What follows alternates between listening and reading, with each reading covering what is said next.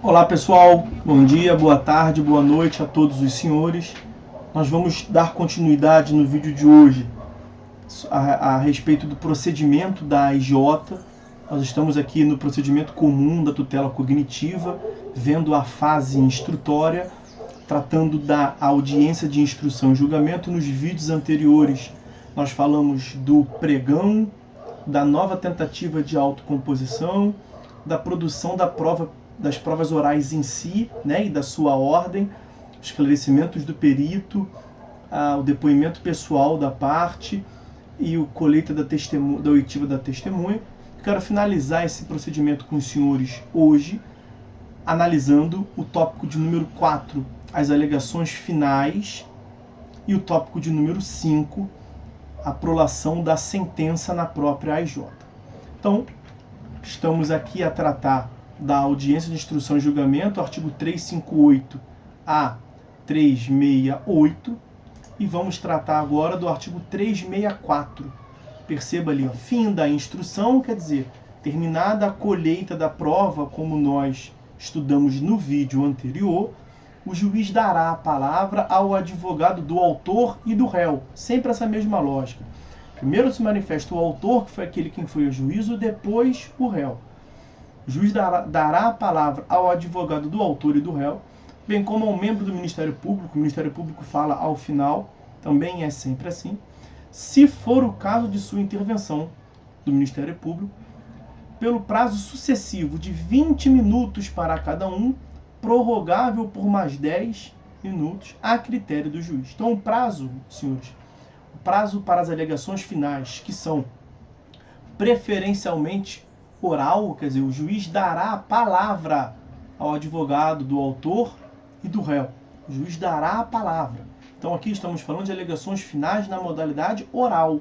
Essa é a regra, pelo menos idealizada pelo legislador. O prazo é de 20 minutos para cada parte. 20 minutos prorrogáveis por mais 10 a critério do juiz. Ok? Então esse é o prazo. E nessas alegações finais, o que nós teremos ali é a oportunidade para que os advogados façam um resumo, um apanhado geral da causa, reiterem as suas alegações com aquilo que foi finalizado, que nós temos a finalização da prova da atividade instrutória, em que pese o legislador tratar da AIJ nos artigos 358 a 368, e depois ele trata das provas, dos meios de prova específico, provas em espécie. Na prática, a AIJ se dá ao final. Quer dizer, as últimas provas a serem colhidas são as provas orais. Os esclarecimentos do perito, o laudo já foi juntado, e estamos aqui tratando de um esclarecimento, depoimento pessoal da parte e as provas testemunhais. Ok? Então, finalizada a instrução com essas provas produzidas na AIJ, o advogado tem a última oportunidade ali de formar o convencimento do juízo, e como estamos justamente vendo agora, isso se dá de modo preferencialmente oral, prazo de 20 minutos prorrogáveis por mais 10, a critério do juiz. Agora vejam que o parágrafo 1º vai nos tratar da hipótese de pluralidade de partes, né? Havendo litisconsorte ou terceiro interveniente, o prazo que formará com o da prorrogação um só todo, quer dizer, havendo litisconsórcio ou terceiro interveniente, o prazo não é mais de 20 minutos, o prazo é de 30 minutos, que vai formar um só todo com a prorrogação, que formará com o da prorrogação um só todo, dividir-se-á entre os do mesmo grupo, se não convencionarem de modo diverso. Então, quer dizer, havendo litisconsórcio, vamos trazer litisconsórcio aqui. São 3 litisconsortes. O prazo não é mais 20 minutos, o prazo é 30. Porque forma com da prorrogação, 20 mais 10, 30, um só todo. Então o prazo é de 30 minutos para os litisconsortes. Não havendo consenso entre eles, vai dividir por igual. Por isso que eu também coloquei 3 litisconsortes, né? Então 30 minutos é o prazo geral, 3 litisconsortes, 10 minutos para cada advogado, sem prorrogação. Agora, claro que as partes podem pactuar que um advogado só vai falar em nome das 3, porque a pretensão ela é semelhante, ok? Por isso que o legislador prevê ali, ó, dividir-se-á entre os do mesmo grupo, se não convencionarem de modo diverso. Pode um só falar 30 minutos, se tiver oratória, melhor, do que os outros, vai saber o porquê. Parágrafo 2º do 364. Quando a causa apresentar questões complexas de fato ou de direito, então complexidade fática ou jurídica, o debate oral poderá ser substituído por razões finais escritas, que serão apresentadas pelo autor e pelo réu, bem como pelo Ministério Público, sempre essa mesma lógica.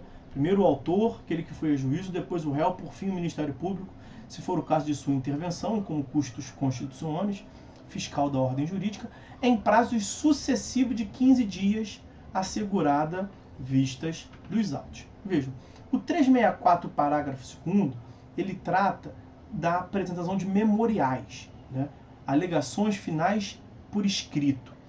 O que o legislador está nos trazendo ali é que as alegações finais por escrito, os memoriais, devem se dar em causas complexas, seja complexidade fática ou complexidade jurídica e/ou. Ok? Agora, na prática, infelizmente, o que nós vemos é a transformação de todo quanto é tipo de causa em atribuição de prazo para manifestação por escrito. Nas palavras do professor Daniel Assunção Amorim Neves, um pacto implícito de mediocridade.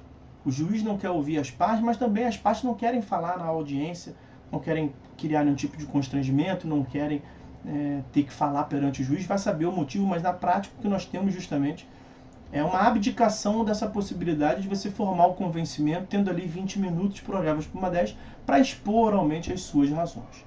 Há um pacto realmente implícito de mediocridade, tanto dos magistrados, tanto dos advogados, na imensa maioria dos casos. Em tese, os memoriais ou alegações finais por escrito deveriam ser resumidos às causas complexas. Artigo 364, parágrafo 2º. Bom, sendo o caso de memoriais, seja porque é o caso que a lei idealizou, havendo complexidade, ou mesmo quando não é a hipótese, aqui é uma artimanha, sei lá, não era para ser, mas acaba sendo, como é que se dá? Aqui nós temos prazos, senhores, de 15 dias para manifestação, não é mais prazo em minutos, como prazo de audiência, mas prazo em dias, 15 dias, prazo fixado em dias são dias úteis, 15 dias úteis. Mas o detalhe que nós temos aqui é o seguinte, percebam a previsão do 364, parágrafo 2º. Terá o prazo sucessivo, em prazos sucessivos de 15 dias, assegurada a vista dos autos. Isso é muito importante, no código anterior não havia essa afirmação, falava prazo de 15 dias. E a doutrina e parcela da jurisprudência pregavam justamente que tem que ser prazo sucessivo. Se fosse na exposição oral, alegações finais orais, não fala primeiro o autor e depois fala o réu, há aqui mesmo uma garantia do réu, da defesa, de ouvir previamente aquilo que lhe é imputado, para que depois ele possa se manifestar, ele possa se defender. Então, primeiro, sempre se manifesta o autor, depois se manifestar o réu. O réu tem 15 dias para contestar, já tendo o autor apresentado a petição inicial. Então, os atos processuais, quando a parte oferece contra-razões no recurso, é porque a parte já recorreu, a parte adversa. Então, aqui, nas alegações finais por escrito, não são 15 dias comum para ambas as partes, porque o réu vai se defender do que ele não sabe. Ele não sabe qual é o teor das alegações finais do ex-adverso.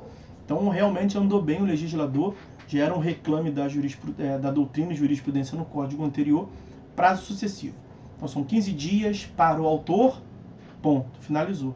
Depois, outros 15 dias autônomos e independentes de modo sucessivo para o réu. Ok? E aí, a última hipótese, senhores, o último ato desse procedimento é a prolação da sentença, o julgamento. Vejam o nome, audiência de instrução e julgamento. Então nós temos a instrução e teremos também a possibilidade de julgamento. É o que consta do artigo 366 do CPC. Encerrado o debate ou oferecidas as razões finais, quer dizer, seja as razões finais orais ou razões finais por escrito, o juiz proferirá a sentença quer dizer, para o juiz proferir a sentença em audiência tem que ser a razão final, as alegações finais orais, né? O juiz proferirá a sentença em audiência ou no prazo de 30 dias. Naturalmente, o prazo de 30 dias ali é um prazo impróprio. Então nós temos a possibilidade do juiz julgar na própria audiência, mas não há um dever também, não há uma imposição. E o que nós vemos na prática, na maioria dos casos, é realmente ele remeter os autos conclusos para julgamento. Essa conclusão para julgamento deve se dar em 30 dias, mas há aqui um prazo impróprio, não há consequência processual. Se a sentença vier no 35º dia, no 100º dia, no 1000º dia, depois da EJ. Não é o desejável, mas não há propriamente nulidade processual, que os prazos fixados para o Estado juiz, eles são prazos impróprios. E aí, naturalmente, como eu lhes adiantei, tendo sido convertido lá do 364, parágrafo 2º, a possibilidade de apresentação de memoriais ou alegações finais por escrito, evidentemente que por esse prazo sucessivo de 15 dias, primeiro para o autor, para depois 15 dias para o réu, naturalmente não haverá como o juiz prolatar a sentença na audiência. Então, nesse caso, vai restar justamente a conclusão para a sentença no momento posterior às alegações por escrito. Então, a possibilidade do juiz proferir a sentença em audiência é realmente quando há o debate, as alegações finais de modo oral. Ok? Bom, com isso, meus amigos, a gente fecha o tópico do procedimento da AIJ. Ainda faltam alguns tópicozinhos para falar sobre a AIJ. Quero falar ainda com os senhores sobre o poder de polícia na AIJ, do artigo 360, e o termo ou ata de audiência do artigo 367 do CPC. Mas vamos deixar para ver isso em momento posterior. Vamos por hora ficando por aqui. Fiquem todos com Deus e até a próxima.